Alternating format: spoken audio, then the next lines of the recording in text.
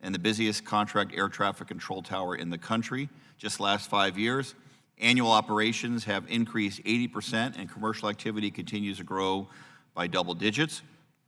The existing tower was constructed in 1970 by the Air Force, not intended for commercial use. An FAA siting study identified the need for a new tower due to several safety issues with the existing tower.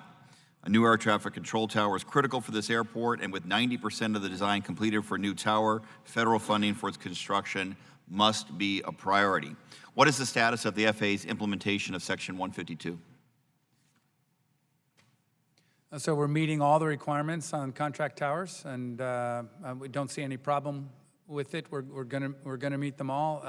With respect to Williams Gateway, personal connection there. It's where I learned to fly, Williams Air Force Base, and then it came full circle. And one of the first meetings I had in this capacity was the mayor of Mesa telling me we need a new tower, but we're only eligible for $2 million towards it. And I'm really glad to see that we fixed that, and that you're going to get a new tower. It is the busiest contract tower in the country, and I'm glad to see we finished. We just gave $1.3 million for the design study.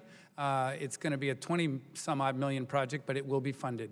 All right. We're nostalgic for the name Williams Gateway. It's now Phoenix Mesa Gateway Airport, as it's gone commercial, but thanks for your service. We appreciate that very much. In April, the FAA hosted a series of workshops in the Phoenix area to hear from residents about flight noise. Those workshops are part of the 2017 lawsuit settlement over noise in the area, a lawsuit filed by the city of Phoenix when I was mayor.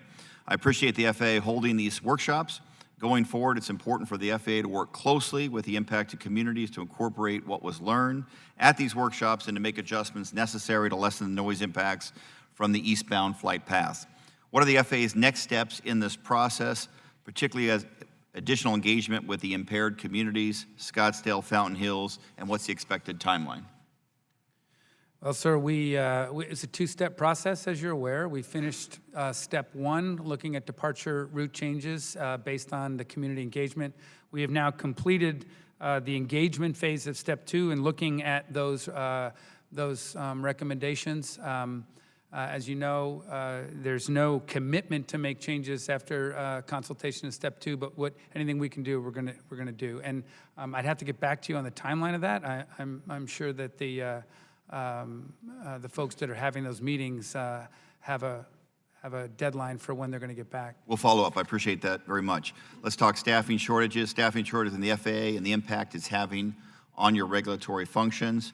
These staffing shortages are causing delays in approval of environmental reviews, and I and so many other members of Congress are concerned that these delays will have a ripple effect in delaying important construction projects. What steps is the FAA taking to address current staffing needs, particularly on the regulatory side, to ensure timely environmental reviews? Well, sir, I'll have to get back to you on that. To get any specifics on staffing shortages for environmental reviews, I'll get back to you. I know that they, depending on whether it's a Cat X or an EA or an EIS, they can be rather lengthy, and obviously the size of the examination can have a big impact, but unless Lirio... That's fair answer. We'll follow up, and I appreciate you taking the time to get back to me on that issue. I want to turn now to Flagstaff's Pulliam Airport in northern Arizona. Flagstaff averages more than 100 inches of snow annually. Its airport is classified as a very large airport, meaning it has at least 1 million square feet of total paved runway. It must be cleared during snow events. The airport has applied for an FAA supplementary discretion grant to construct a multi-use equipment building. The airport's current storage facility is at full capacity, doesn't have room for to store additional equipment, including no additional room for snow equipment that the airport purchased last year. The proposed multi-use building will provide much needed storage to protect the airport's extensive equipment. I just want you to know that I support the request and look forward to working with you and want you to keep me updated on the status of that project. We'll keep you updated on that request, sir. Thank you so much. Thank you. Recognize Representative Katko for 5 minutes.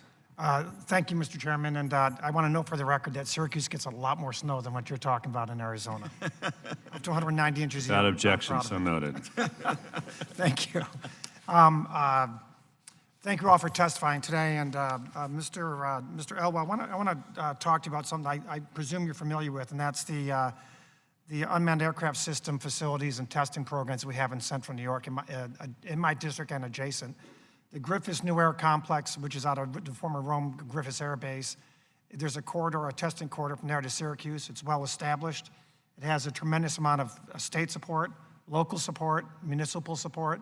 It's also partly included is a tribal reservation, the Oneida Indian Reservation, and there's a lot of testing and research going on already, which we're quite proud of.